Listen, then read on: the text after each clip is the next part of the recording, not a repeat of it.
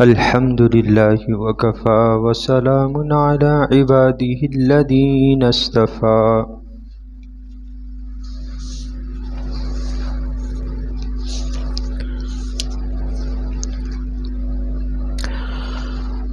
أما بعد فأعوذ بالله من الشيطان الرجيم.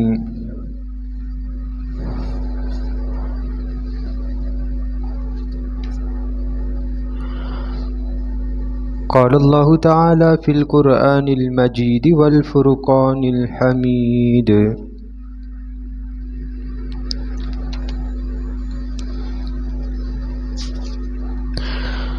فلذلك فادع واستقم كما أمرت ولا تتبع أهواءهم وقل آمنت بما أنزل الله من كتاب وأمرت لأعدل بينكم الله ربنا وربكم لنا أعمالنا ولكم أعمالكم لا حجة بيننا وبينكم الله يجمع بيننا وإليه المصير.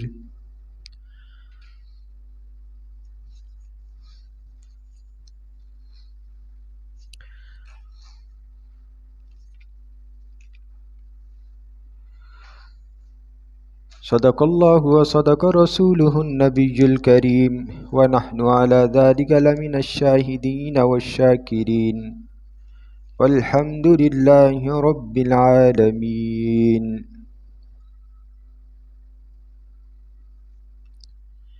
إن الله وملائكته يصلون على النبي يا أيها الذين آمنوا صلوا عليه وسلموا تسليما.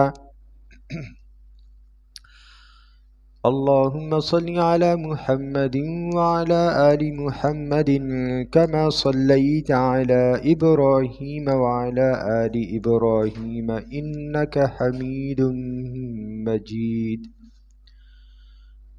اللهم بارك على محمد وعلى آل محمد كما باركت على إبراهيم وعلى آل إبراهيم إنك حميد مجيد. وقال ربكم ادعوني أستجب لكم رب اشرح لي صدري ويسر لي أمري واحلل عقدة من لساني يفقه قولي واجعل لي وزيرا من أهلي.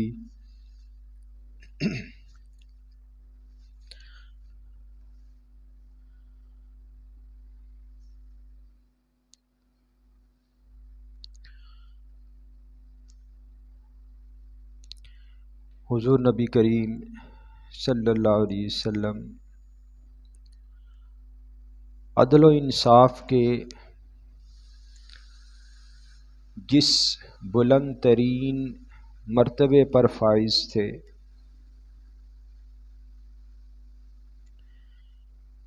اس مرتبے اس رتبے سے بلند کا تصور اور اس بلندی تک مخلوق میں سے کسی دوسرے کا پہنچنا ناممکن اور محال ہے۔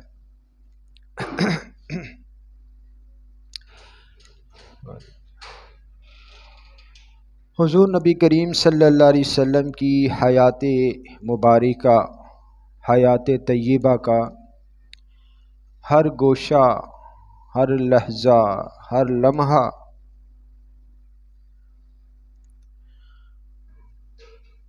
کامل عدل و انصاف کا نمونہ تھا۔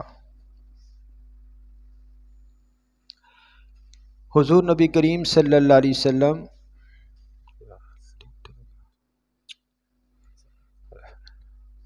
بیک وقت آپ اللہ کے نبی بھی تھے، حاکم بھی تھے، بادشاہ بھی تھے، قاضی، منتظم،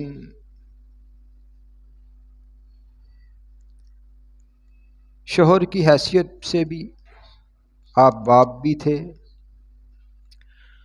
دوست بھی تھے، مصلح بھی تھے،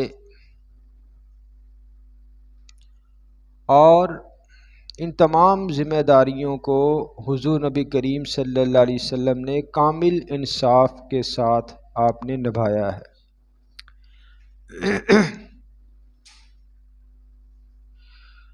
اور حق اور سچ یہ ہے کہ یہ حضور نبی کریم صلی اللہ علیہ وسلم کا خاصہ اور آپ صلی اللہ علیہ وسلم کا ہی منصب ہے۔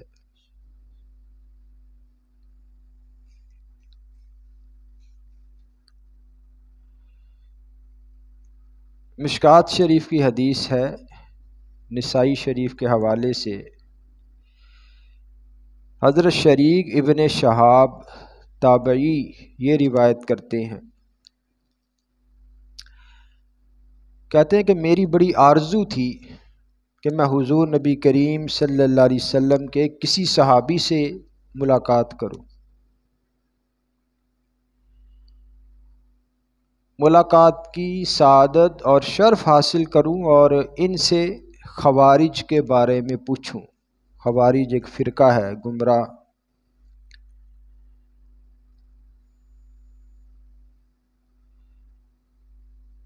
تو ان سے ملاقات کروں اور پوچھوں کہ آج کل جو خوارج پیدا ہو رہے ہیں، کیا حضور نبی کریم صلی اللہ علیہ وسلم نے جس طرح دیگر معاملات کی آپ نے پیشن گوئی کی، تو کیا خوارج کے بارے میں بھی کوئی پیشن گوئی کی تھی حضور صلی اللہ علیہ وسلم نے کہ نہیں؟ فرماتے چنانچہ میں حضور نبی کریم صلی اللہ علیہ وسلم کے ایک صحابی ابو برزہ رضی اللہ تعالیٰ عنہ سے عید کے دن ان کے دوست احباب کی موجودگی کی صورت میں کہ ان کے دوست احباب موجود تھے، احباب کا حلقہ موجود تھا، تو اس وقت میں ان سے ملا اور ان سے پوچھا کہ کیا آپ نے حضور نبی کریم صلی اللہ علیہ وسلم کو خوارج کے بارے میں فرماتے ہوئے کچھ سنا؟ تو انہوں نے فرمایا نعم سمعت رسول اللہ صلی اللہ علیہ وسلم بأذنی ورأیتہ بعینی، کہ ہاں میں نے اپنے کانوں سے رسول اللہ صلی اللہ علیہ وسلم کو خوارج کا ذکر کرتے ہوئے سنا ہے اور اپنی آنکھوں سے یہ واقعہ بھی دیکھا ہے۔ وہ کیا واقعہ؟ فرماتے ایک مرتبہ حضور نبی کریم صلی اللہ علیہ وسلم کی خدمت اقدس میں کچھ مال لایا گیا، تو آپ نے یہ مال حاضرین میں اس طرح تقسیم کیا کہ حضور صلی اللہ علیہ وسلم کے جو دائیں بیٹھے تھے اور جو بائیں بیٹھے تھے، آپ نے انہیں وہ مال تقسیم کر دیا، مگر جو افراد حضور صلی اللہ علیہ وسلم کے پیچھے بیٹھے تھے ان کو کچھ نہیں دیا۔ تو ان پیچھے بیٹھوں میں سے ایک شخص کھڑا ہوا، بعض روایات میں اس کا نام بھی آیا ہے، بعض تفصیلی روایات ہیں۔ وہ شخص کھڑا ہوا اور کہنے لگا محمد آپ نے تقسیم میں انصاف نہیں کیا، معاذ اللہ۔ اس شخص کا رنگ سیاہ تھا، یہ راوی جو اس حدیث کو روایت کرتے ہیں وہ بیان کرتے ہیں، سر کے بال منڈے ہوئے تھے، 2 سفید کپڑے پہنے تھا۔ جب اس نے یہ بات کہی تو حضور نبی کریم صلی اللہ علیہ وسلم اس کی بات سن کر سخت غضبناک ہوئے اور ارشاد فرمایا واللہ لا تجدون بعدی رجل هو اعدل منی، کہ اللہ کی قسم تم میرے بعد کسی شخص کو مجھ سے زیادہ انصاف کرنے والا نہیں پاؤ گے۔ فرمایا کہ آخر زمانے میں ایک گروہ پیدا ہوگا اور یہ شخص اسی گروہ کا ایک فرد ہے۔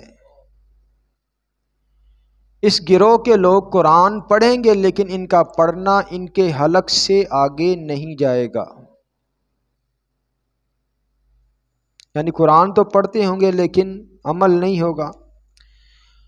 فرمایا وہ لوگ وقت کے امام کے خلاف خروج اور سرکشی کے ذریعے اسلام سے اس طرح نکل جائیں گے جس طرح تیر شکار کے درمیان سے نکل جاتا ہے۔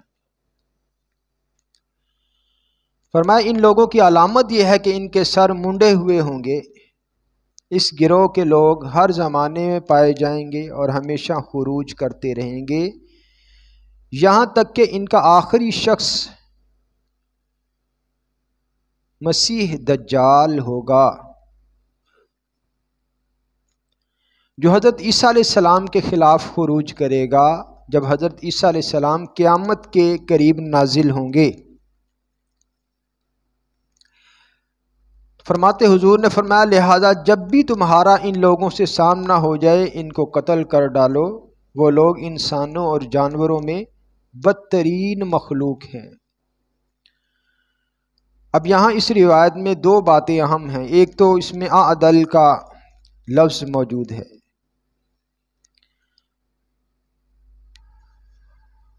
علماء نے لکھا کہ مفسرین کرام نے سورہ توبہ کی آیت نمبر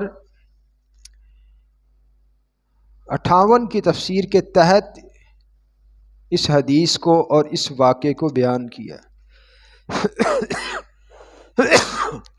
روایت مبارکہ کون سی ہے؟ وَمِنْهُمْ مَن يَلْمِزُكَ فِي الصَّدَقَاتِ فَإِنْ أُعْطُوا مِنْهَا رَضُوا وَإِن لَّمْ يُعْطَوْا مِنْهَا إِذَا هُمْ يَسْخَطُونَ۔ اللہ نے فرمایا کہ ان میں سے بعض ایسے ہیں کہ تقسیم صدقات میں آپ پر یہ طعنہ زنی کرتے ہیں، اعتراض کرتے ہیں۔ اگر ان کو اس میں سے خاطر خواہ مل جائے تو خوش رہتے ہیں، اور اگر اس قدر نہ ملے تو پھر فرمایا ناراض ہو جاتے ہیں، خفا ہو جاتے ہیں۔ تو میں نے عرض کی کہ دیگر روایات بھی دیگر محدثین نے حدیث کی کتابوں میں بیان کی، تو یہ جو اعتراض کرنے والا شخص تھا اس کا نام تھا ذوالخویسرہ، بنو تمیم سے اس کا تعلق تھا۔ تو ایک روایت میں آتا ہے کہ جب اس شخص نے اس طرح اعتراض کیا حضور نبی کریم صلی اللہ علیہ وسلم کی ذات پر، تو سیدنا فاروق اعظم رضی اللہ تعالیٰ عنہ کھڑے ہوئے، فرمایا یا رسول اللہ صلی اللہ علیہ وسلم آپ مجھے اجازت مرحمت فرمائیں تو میں اس منافق کو قتل کر دوں۔ تو حضور نبی کریم صلی اللہ علیہ وسلم نے ارشاد فرمایا اللہ کی پناہ، فرمایا لوگ کہیں گے کہ محمد اپنے ساتھیوں کو قتل کرتا ہے لہذا اسے رہنے دو۔ تو ایک معاملہ یعنی اعدل کا لفظ اس روایت میں موجود۔ دوسرا، خوارج کون ہیں؟ تو یاد رکھیے گا کہ امت مسلمہ کے ایک گمراہ فرقے کو خوارج کہتے ہیں۔ ان لوگوں نے حضرت علی رضی اللہ تعالیٰ عنہ سے بغاوت کی اور اعلانیہ طور پر امیر المؤمنین سیدنا علی المرتضیٰ رضی اللہ تعالیٰ عنہ کی اطاعت سے خارج ہو گئے۔ بڑے متشدد قسم کے یہ لوگ تھے اور ظاہراً قرآن کریم کو فیصلہ کن قرار دیتے تھے، لیکن اس اصول کے تحت اسلام کے جو دیگر عقائد ہیں، جو دیگر نظریات ہیں، دیگر احکام ہیں، اور امیر کی اطاعت کے حوالے سے یہ سخت گمراہی میں مبتلا تھے خوارج۔ تو حضرت علی رضی اللہ تعالیٰ نے ان کے خلاف جنگ بھی کی، احادیث میں ان کی نشانیاں بھی موجود ہیں، اور پھر احادیث میں جہاں نشانیاں موجود ہیں وہاں حضرت علی کا ان سے جہاد کرنے کی پیشن گوئی بھی موجود ہے کہ علی المرتضیٰ ایسے لوگوں سے جہاد کریں گے۔ تو پھر حضرت علی رضی اللہ تعالیٰ عنہ نے حضور نبی کریم صلی اللہ علیہ وسلم کے ارشادات فرمودات کی روشنی میں ان کے خلاف جنگ کر کے ان کا خاتمہ کیا۔ تو اس روایت میں بھی عادل کا لفظ موجود کہ اس لفظ کو اہل علم حضرات نے حضور نبی کریم صلی اللہ علیہ وسلم کے اسماء مبارکہ میں ذکر کیا ہے کہ آپ صلی اللہ علیہ وسلم لوگوں میں سب سے زیادہ انصاف کرنے والے تھے۔ جامع ترمذی سنن ابن ماجہ کی روایت ہے، حضرت علی رضی اللہ تعالیٰ عنہ روایت کرتے ہیں کہ حضور نبی کریم صلی اللہ علیہ وسلم نے ارشاد فرمایا من اصاب حدا فعجل عقوبته فی الدنیا فاللہ اعدل من ان یثنی علی عبدہ العقوبۃ فی الآخرہ۔ آپ نے فرمایا جس نے کوئی جرم کیا اور اسے اس کی سزا دنیا میں مل گئی، یعنی ایسا جرم کہ جس پر حد جاری ہوتی ہے، سزا دنیا میں مل گئی، تو اللہ اس سے کہیں زیادہ انصاف پسند ہے کہ وہ اپنے بندے کو آخرت میں دوبارہ سزا دے۔ جب اللہ دنیا میں سزا دے دیتا ہے یا شرعی قانون کے تحت دنیا میں اس پہ حد جاری ہو کے سزا مل جاتی ہے، تو حضور نے فرمایا اللہ فاللہ اعدل من ان یثنی علی عبدہ العقوبۃ فی الآخرہ۔ اللہ اس سے کہیں زیادہ انصاف پسند ہے کہ وہ اپنے بندے کو آخرت میں دوبارہ سزا دے۔ ومن اصاب حدا فسترہ اللہ علیہ وعفى عنہ فاللہ اکرم من ان یعود فی شیء قد عفا عنہ۔ اور جس نے کوئی گناہ کیا اور اللہ نے اس کی پردہ پوشی کر دی اور اس سے درگزر کر دیا، تو اللہ کا کام، اللہ کا جو فضل ہے، اللہ کا جو کرم ہے، اس سے کہیں بڑھ کر ہے کہ وہ بندے سے اس بات پر دوبارہ مواخذہ کرے جسے وہ معاف کر چکا ہے۔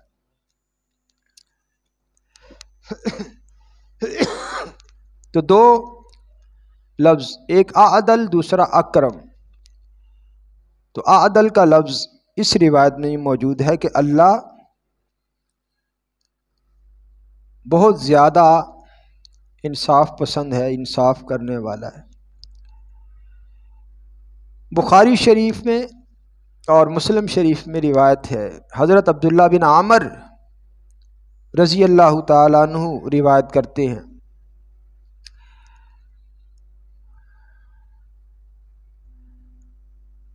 کہ حضور نبی کریم صلی اللہ علیہ وسلم کو ان کے بارے میں، عبداللہ بن عمر کے بارے میں خبر ملی کہ انہوں نے قسم کھائی۔ کیا قسم کھائی؟ کہ جب تک میں زندہ رہوں گا دن میں روزہ رکھوں گا، رات بھر عبادت کروں گا۔ انہوں نے قسم کھائی۔ تو جب نبی صلی اللہ علیہ وسلم کو ان کی قسم کے بارے میں آپ کو خبر ملی تو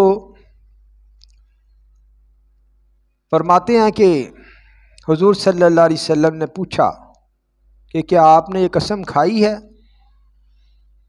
کہ جب تک میں زندہ رہوں گا دن بھر روزہ رکھوں گا اور رات بھر عبادت کروں گا؟ تو فرماتے ہیں کہ حضور نبی کریم صلی اللہ علیہ وسلم کے پوچھنے پر میں نے دربار رسالت میں عرض کیا، یا رسول اللہ ایسا ہی ہے، میں نے قسم کھائی ہے۔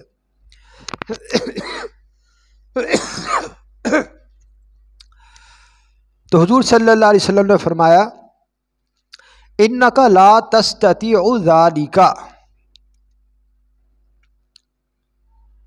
فرمایا عبداللہ بن عامر آپ اپنی اس قسم کو نبھا نہیں سکو گے، آپ نہیں نبھا سکتے اس قسم کو کہ میں روزانہ دن میں روزہ رکھوں گا اور رات کو عبادت کروں گا۔ فرمایا فصم و افطر، لہذا روزہ بھی رکھا کرو اور بغیر روزے کے بھی رہا کرو۔ وقم و نم، فرمایا عبادت بھی کرو رات میں، رات عبادت کے لیے بھی کھڑے ہو اور نیند بھی کرو، سویا بھی کرو۔ فرمایا وصم من الشہر ثلاثۃ ایام، اور فرمایا ہر مہینے میں 3 دن روزے رکھا کرو۔ فإن الحسنۃ بعشر امثالها، فرمایا کیونکہ ہر نیکی کا بدلہ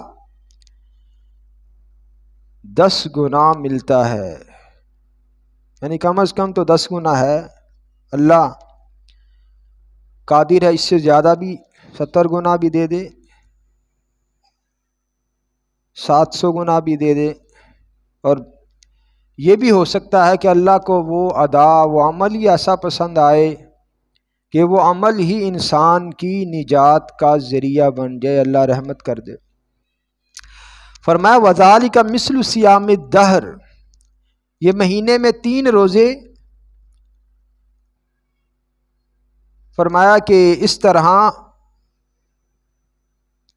روزے کا یہ جو طریقہ ہے ثواب کے اعتبار سے زندگی بھر کے روزے جیسا ہو جائے گا۔ ہر مہینے میں 3 روزے آپ رکھیں، اس کو کہتے ہیں ایام بیض کے روزے، ایام بیض یعنی چاند کی 13، 14 اور 15 تاریخ کو۔ خیر یہ آگے میں اس کی وضاحت کروں گا۔ تو عبداللہ بن عمر رضی اللہ تعالیٰ عنہ فرماتے ہیں کہ میں نے دربار رسالت میں عرض کیا کہ میں اس سے افضل طریقے کی طاقت رکھتا ہوں۔ یا رسول اللہ آپ تو مہینے میں 3 روزوں کی کہہ رہے ہیں، مجھ میں اس سے زیادہ طاقت ہے۔ انی اوتیک افضل من ذالک یا رسول اللہ، کہ اللہ کے رسول میں اس سے افضل طریقے کی طاقت رکھتا ہوں۔ تو حضور صلی اللہ علیہ وسلم نے فرمایا فصم یوما و افطر یومین، 1 دن کا روزہ رکھو، 2 دن بغیر روزے کے رہ لو۔ اگر مہینے میں 3 روزے آپ نے کہتے ہو کہ یہ تو میرے لیے آسان ہے، میں اس سے زیادہ رکھ سکتا ہوں، تو پھر 1 دن روزہ 2 دن ناگا، پھر 1 دن روزہ 2 دن ناگا، اس طرح کر لو۔ فرماتے میں نے دوبارہ دربار رسالت میں عرض کیا کہ یا رسول اللہ انی اطیق افضل من ذالک، میں اس سے زیادہ کی بھی طاقت رکھتا ہوں۔ فرماتے حضور صلی اللہ علیہ وسلم نے فرمایا فصم یوما و افطر یوما، 1 دن روزہ رکھو اور 1 دن بغیر روزے کے، اس طرح کر لو۔ فرمایا وذالک صیام داؤد وہو اعدل الصیام، فرمایا یہ حضرت داؤد علیہ السلام اللہ کے جو نبی ہیں وہ اس طرح سے روزہ رکھا کرتے تھے، 1 دن روزہ 1 دن ناگا، 1 دن روزہ 1 دن ناگا۔ فرمایا وہو اعدل الصیام، اور روزہ رکھنے کا یہ سب سے افضل طریقہ یہی ہے۔ ایک تو ہے کہ رمضان کے روزے وہ تو فرض ہے، اگر کوئی نفلی رکھنا چاہتا ہے، بعض لوگوں میں ہوتی طاقت، اور صرف طاقت ہی نہیں بلکہ شوق بھی ہوتا ہے۔ فرماتے میں نے دربار رسالت میں عرض کیا یا رسول اللہ میں اس سے بھی افضل طریقے کی طاقت رکھتا ہوں۔ تو حضور صلی اللہ علیہ وسلم نے فرمایا لا افضل من ذالک، اس سے افضل پھر اور کوئی طریقہ نہیں ہے۔ یہ نہیں کہ تم روز ہی روزے رکھتے رہو، نہیں، 1 دن روزہ رکھو، دوسرے دن ناگا، یہی سب سے افضل ہے۔ باقی روزانہ کا روزہ پھر وہ رمضان کے 30 روزے ہیں جو لگاتار اللہ جن کو توفیق دے دے مکمل پورے رمضان کے جو روزے رکھتے ہیں۔ تو اب یہاں پہ کیا ہے، اس روایت میں 2 باتیں، ایک تو یہ کہ عادل کا لفظ موجود ہے، کہ اسی عادل کے لفظ سے اہل علم حضرات نے حضور نبی کریم صلی اللہ علیہ وسلم کے اسم مبارک سیدنا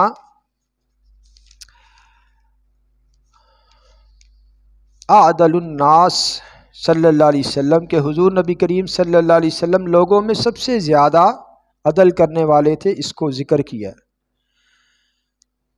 تو یہاں حضور صلی اللہ علیہ وسلم نے پہلے نشاندہی فرمائی مہینے میں 3 روزے رکھو، چاند کی 13، 14 اور 15 تاریخ، اور یہ روزے رکھنا سنت سے ثابت ہے، اور حکم کے اعتبار سے علماء نے لکھا ہے کہ یہ مستحب ہے، ثابت سنت سے ہے اور حکم ان پر کیا ہے کہ مستحب کا ہے۔ اور حضور نبی کریم صلی اللہ علیہ وسلم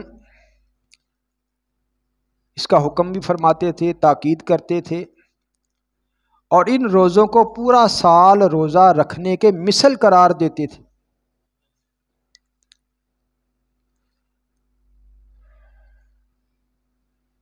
سنن ابی داؤد شریف میں روایت ہے، حضرت قتادہ بن ملحان ایک صحابی ہیں، یہ روایت بیان کرتے ہیں کہ نبی صلی اللہ علیہ وسلم نے ہمیں ایام بیض یعنی چاند کی 13، 14 اور 15 تاریخ، آج کیا 5 جمادی الاول، تو 13، 14، 15 چاند کی، فرمایا کہ حضور صلی اللہ علیہ وسلم چاند کی 13، 14 اور 15 تاریخوں میں روزہ رکھنے کا حکم فرماتے۔ کان رسول اللہ صلی اللہ علیہ وسلم یأمرنا بصیام ایام البیض 13 و14 و 15۔ چاند کی 13، 14 اور 15 تاریخ کو حضور صلی اللہ علیہ وسلم روزہ رکھنے کا حکم فرماتے اور فرمایا کرتے تھے کہ یہ پورے سال روزے رکھنے کی مثل ہے۔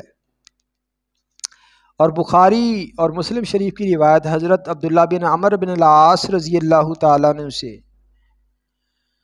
فرماتے ہیں کہ ان رسول اللہ صلی اللہ علیہ وسلم قال لہ، حضور صلی اللہ علیہ وسلم نے حضرت عبداللہ بن عمر بن العاص رضی اللہ تعالیٰ عنہ سے ارشاد فرمایا، احب الصلاۃ الی اللہ صلاۃ داود علیہ السلام، کہ اللہ کے ہاں سب سے محبوب جو پسندیدہ نماز ہے وہ حضرت داؤد علیہ السلام کی نماز۔ وَأَحَبُّ الصِّيَامِ إِلَى اللَّهِ صِيَامُ داود، اور اللہ کے ہاں سب سے محبوب جو روزے ہیں وہ حضرت داؤد علیہ السلام کے روزے۔ فرمایا کہ وَكَانَ يَنَامُ نِصْفَ اللَّيْلِ وَيَقُومُ ثُلُثَهُ وَيَنَامُ سُدُسَهُ، کہ حضرت داؤد علیہ السلام آدھی رات تک سوتے، یعنی عشاء کی، جیسے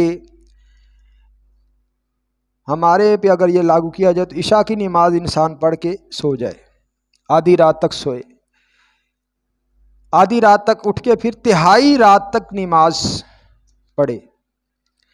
فرماتے کہ داؤد علیہ السلام آدھی رات تک سوتے، تہائی رات تک نماز پڑھتے، پھر چھٹے حصے میں سو جاتے، یعنی نماز پڑھ کے پھر دوبارہ آپ جو ہے وہ نیند کرتے تھے۔ وَيَصُومُ يَوْمًا وَيُفْطِرُ يَوْمًا، ایک دن حضرت داؤد علیہ السلام روزہ رکھتے اور ایک دن ناگا کرتے۔ تو اب یہ کیا، نصف رات تک پہلے سوتے تھے داؤد علیہ السلام، پھر تہائی رات تک نماز پڑھتے، پھر چھٹے حصے میں سو جاتے۔ اس کی کیسے وضاحت ہوگی کہ مثال کے طور پر اگر رات 8 گھنٹے کی ہے تو پہلے 4 گھنٹے سو لیا جائے، پھر 2 گھنٹے 40 منٹ تہجد پڑھا جائے، تہجد کی نماز، اس کے بعد 1 گھنٹہ 20 منٹ کے لیے انسان سو جائے۔ اس طرح یہ رات کی تقسیم ہو جاتی ہے کہ انسان آرام بھی کر لیتا ہے اور تہجد کی نماز بھی پڑھی جا سکتی ہے۔ تو یہاں اس روایت میں کیا، ایک تو یہ معلوم ہوا کہ اعدل کا لفظ، دوسرا ایام بیض کے روزے، ان کی بھی وضاحت ہو گئی کہ ہر چاند کی 13، 14 اور 15 تاریخ کو روزہ رکھنا مستحب حضور صلی اللہ علیہ وسلم اس کا حکم فرمایا کرتے تھے اور فرماتے تھے کہ یہ سال بھر کے روزوں کے جو ہے برابر اس کا ثواب ہے۔ مصنف ابن ابی شیبہ میں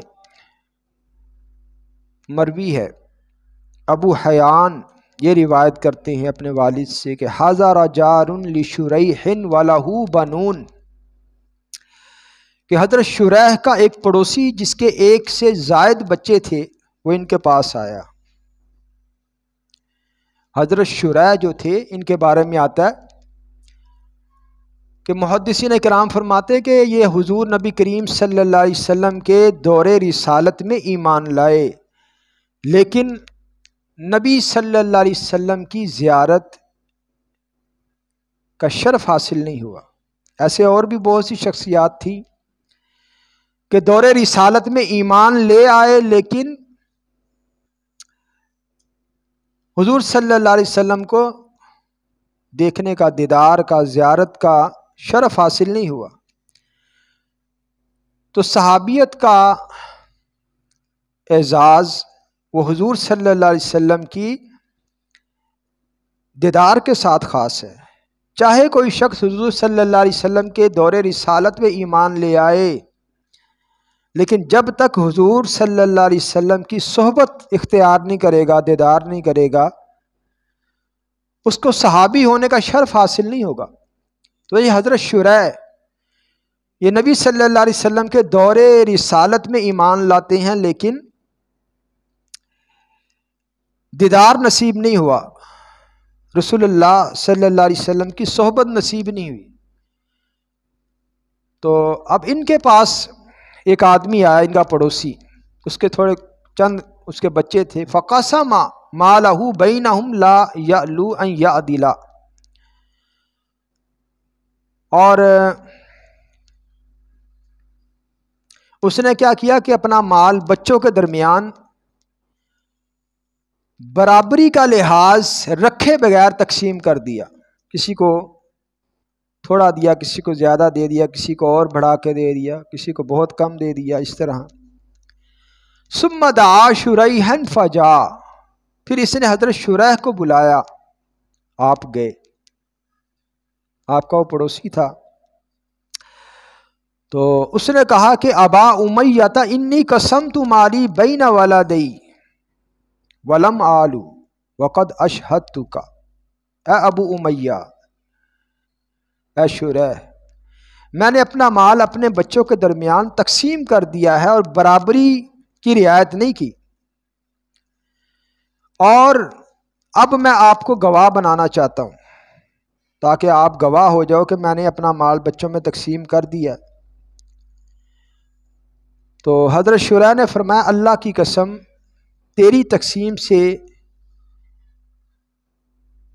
زیادہ انصاف والی جو تقسیم ہے وہ اللہ کی تقسیم ہے۔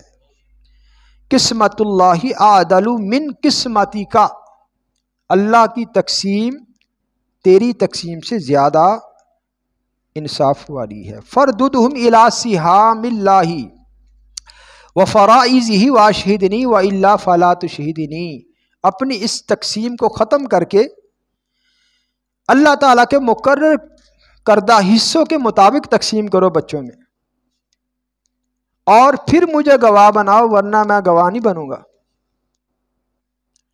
فإنی لا اشہد علی جور، کیونکہ میں ظلم پر گواہ نہیں بننا چاہتا، یہ تم نے ظلم کیا ہے، کسی بچے کو کم دے دیا، کسی کو زیادہ دے دیا۔ اچھا اب یہاں پہ کیا ہے، یہاں تھوڑا باریک مسئلہ، ایک ہوتا ہے وراثت۔ وراثت تب ہوتی ہے جب صاحب مال یا باپ جو ہے اس کے مرنے کے بعد اس کی مال کی تقسیم ہوتی ہے، اس کو کہتے ہیں وراثت۔ اور اگر کوئی صاحب مال اپنی زندگی میں ہی بچوں کو سب دے دیتا ہے تو اس میں فرق ہے۔ اب دیکھیں وراثت جب تقسیم ہوتی ہے تو شریعت کہتی ہے کہ بیٹی سے دگنا حصہ بیٹے کا ہے۔ مثال کے طور پر اگر بیٹی کو 100 روپیہ مل رہا ہے تو بیٹے کو 200 روپیہ ہے، یہ تب ہے اس کی موت کے بعد تقسیم ہو رہا ہے. یہ ایک الگ وراثت کے ایک الگ اصول ہے، قوانین ہیں، یہ الگ ایک بحث ہے. اور ایک یہ مسئلہ ہے کہ اپنی زندگی میں تقسیم کر دے آدمی. تو اپنی زندگی میں جب تقسیم کریں گے تو پھر اس طرح سے تقسیم نہیں کریں گے کہ جس طرح ہم وراثت تقسیم کی جاتی ہے، بیٹی کو 1 حصہ اور بیٹے کو 2 حصے. پھر اس طرح نہیں ہوگا. پھر ہر بچے کو، چاہے وہ بیٹی ہے چاہے بیٹا ہے، اس کو برابر کا حصہ دینا ہے. یہ مسئلہ ہے، یہ ایک بڑا باریک مسئلہ ہے کہ اگر آپ اپنی زندگی میں اپنی جائیداد، اپنا مال اپنی اولاد میں تقسیم کرنا چاہتے ہیں تو پھر شریعت کہتی ہے کہ اب یہ وراثت نہیں ہے بلکہ اب یہ ہدیہ ہے، اب یہ ہبہ ہے، اب یہ تحفہ ہے، اب یہ گفٹ ہے. تو گفٹ، تحفہ برابر کا اولاد میں ہوگا. ہاں اگر آپ کے مرنے کے بعد تقسیم ہوتی ہے مال کی تو پھر اس کو کہیں گے یہ وراثت ہے. پھر وہ شریعت نے الگ سے قوانین مقرر کیے ہیں، پھر وہ اس کے مطابق ہوگا. اگر آپ اپنی زندگی میں تقسیم کرتے ہیں تو چاہے وہ بیٹی ہے چاہے وہ بیٹا ہے، سب کو برابر کا حصہ. یہ جو ہے اس میں یعنی یہ ایک باریک مسئلہ ہے. تو اب اہل علم حضرات کیا کہتے ہیں کہ ہر شخص اپنی زندگی میں جائیداد کا، اپنے مال کا خود مالک اور مختار ہوتا ہے، وہ جیسے مرضی تصرف کرے. تو باپ کی زندگی میں اولاد وغیرہ کا اس کی جائیداد میں کوئی حصہ اور کوئی حق نہیں ہوتا کہ کوئی بیٹا اٹھ کے کہہ دے یا بیٹی کہہ دے جی میرا حصہ دو. وہ نہیں کہہ سکتا. کیوں؟ کیونکہ وہ اس مال کا مالک وہ خود اس کا باپ ہے. وہ کیسے کہہ سکتا بھی میرا حصہ دو؟ شریعت اس کی اجازت نہیں دیتی.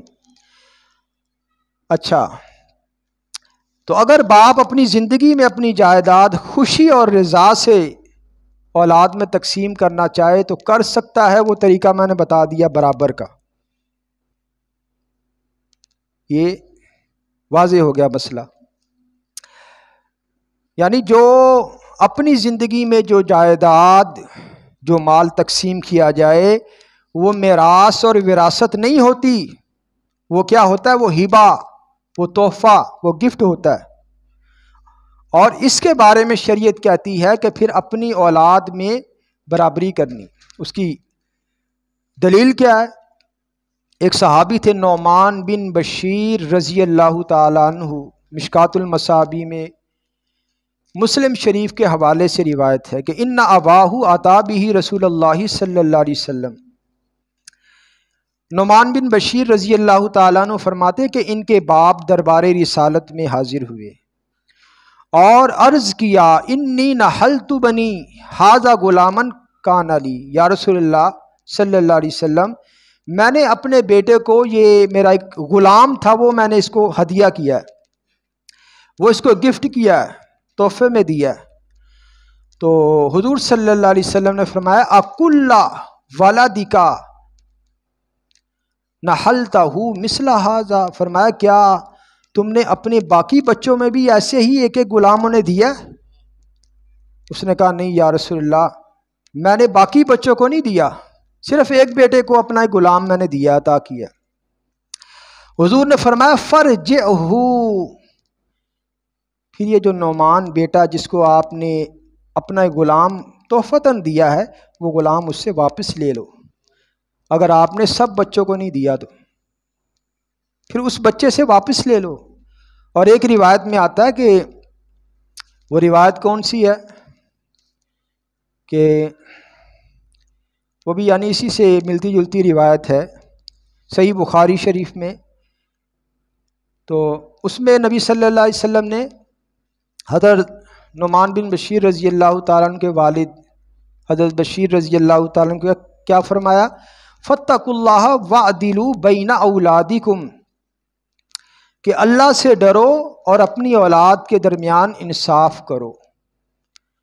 تو روایت میں آتا ہے چنانچہ ان صحابی نے اپنے بیٹے سے وہ غلام واپس لے لیا.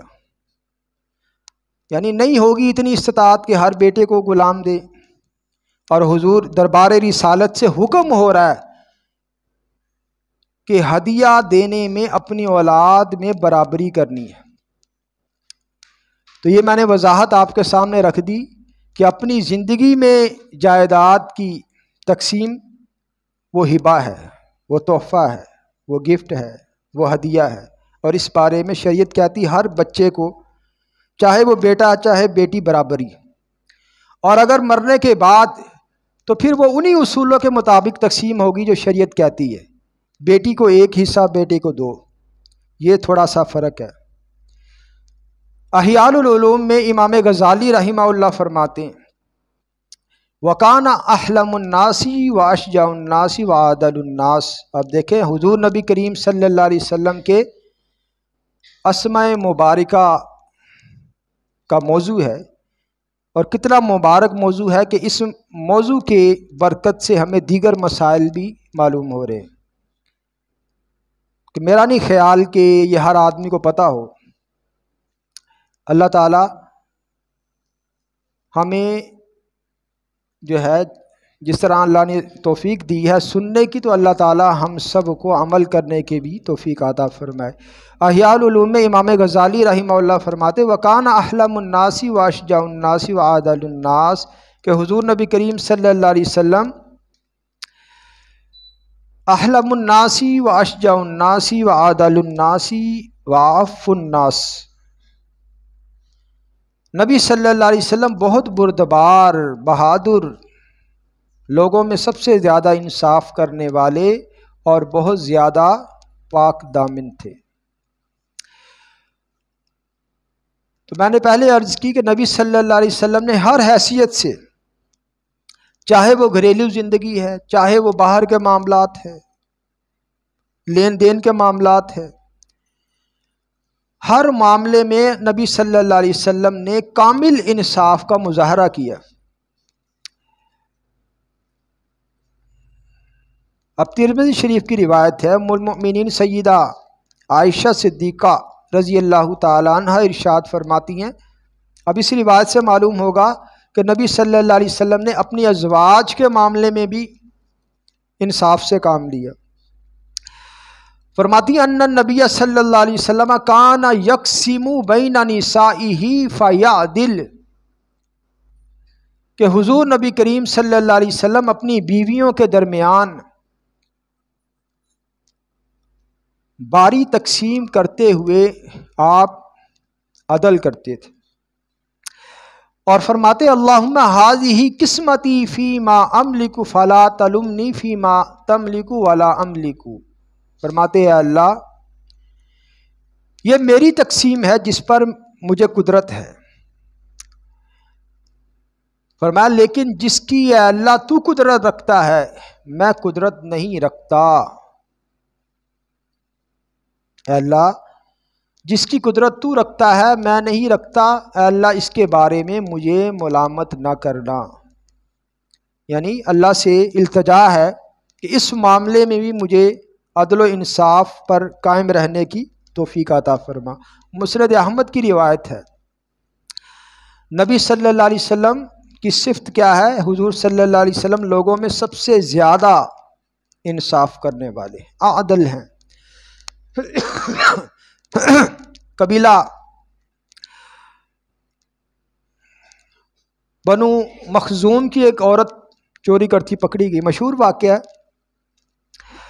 تو یہ ایک بڑے گھرانے سے تعلق رکھتی تھی. اب وہ جس خاندان سے تعلق رکھتی تھی، اب انہوں نے دیکھا کہ ہماری عورت جو ہے وہ اس کام کو کرتی پکڑی گئی ہے، چوری کرتی پکڑی گئی ہے. تو دربار رسالت نے سفارش کے لیے حضرت اسامہ رضی اللہ تعالیٰ عنہ، نبی صلی اللہ علیہ وسلم کے بڑے قریب تھے، حضور صلی اللہ علیہ وسلم بڑی محبت کرتے تھے، تو انہیں سفارش کے لیے بھیجا کہ آپ دربار رسالت میں سفارش کریں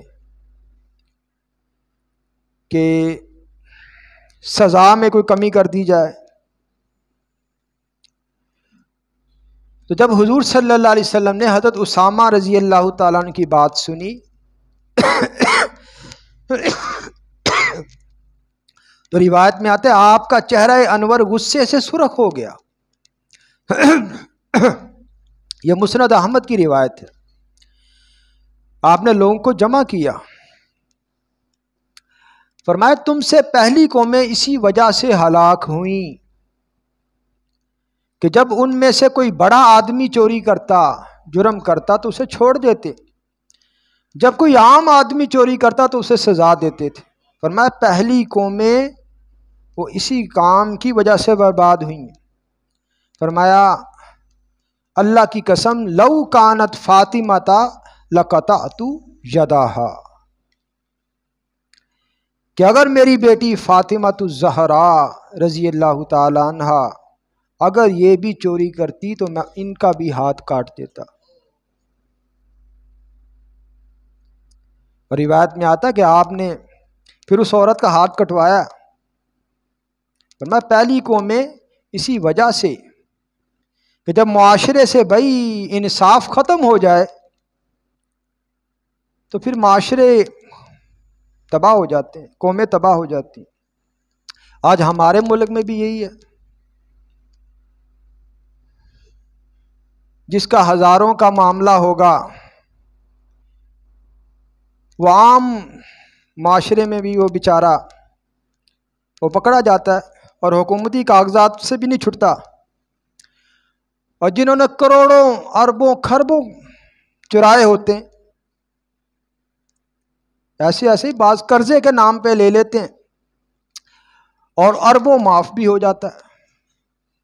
یہ معاشرے کی تباہی کی علامت ہے جب یہ چیزیں جس معاشرے میں یہ پیدا ہو جائیں کہ چھوٹے کو پکڑ لیا جائے، کمزور کو دبا دیا جائے، اس پہ قانون ہر قسم کا نافذ کر دیا جائے اور طاقتور کو نہ صرف چھوڑا جائے بلکہ باعزت اس کو چھوڑا جائے، رہا کیا جائے، تو پھر وہ معاشرے، پھر وہ قومیں قائم نہیں رہتی، تباہ ہو جاتی. تو نبی صلی اللہ علیہ وسلم کے یہ انصاف کی دلیل، آپ نے پھر اس عورت کا ہاتھ کٹوایا. صحابہ کرام رضوان اللہ تعالی علیہم اجمعین کے فضائل کے ضمن میں ایک روایت ہے کنز الاموال میں، ابن عساکر نے شداد بن اوس سے روایت کیا ہے کہ حضور صلی اللہ علیہ وسلم نے چند صحابہ کرام جن میں خلفائے راشدین ہیں اور دیگر صحابہ کرام ہیں ان کے بارے میں آپ نے ارشاد فرمایا ہے. اگرچہ اس روایت کو بعض محدثین نے اس پر کلام کیا ہے لیکن فضائل کے ضمن میں جو ضعیف احادیث ہیں فضائل کے باب میں ان کو بیان کیا جا سکتا ہے.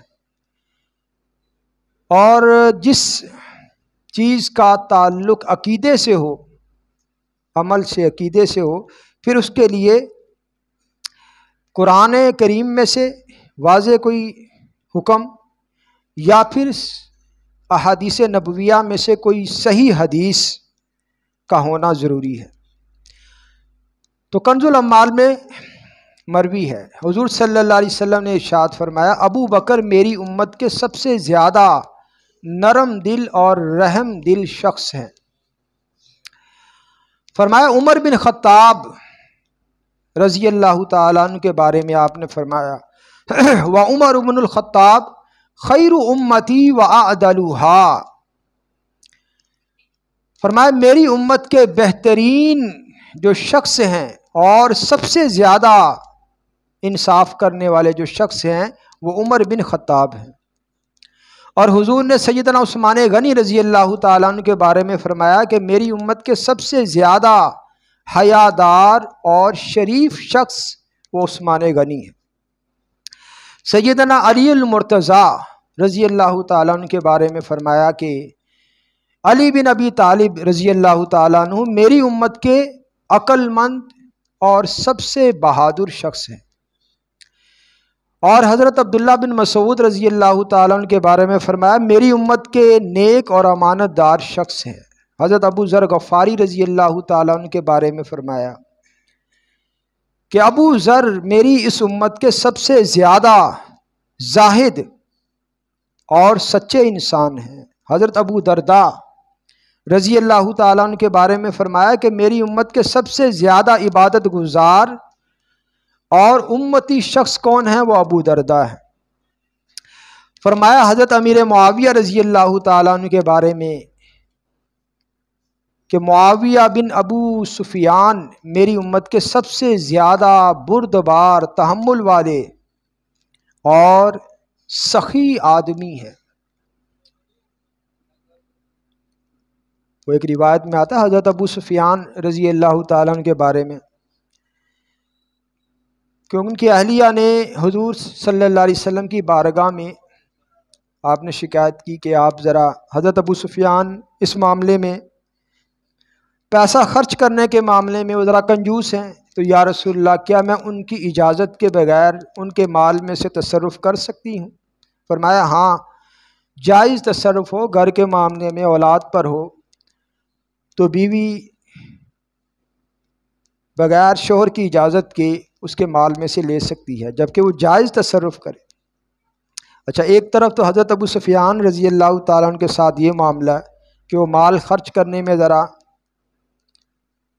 ان کا ہاتھ تنگ تھا، لیکن امیر معاویہ رضی اللہ تعالیٰ عنہ کی نبی صلی اللہ علیہ وسلم نے، آپ نے کیا ہے، تعریف فرمائی کہ میری امت کے سب سے زیادہ بردبار اور سخی آدمی ہے وہ امیر معاویہ رضی اللہ تعالیٰ عنہ۔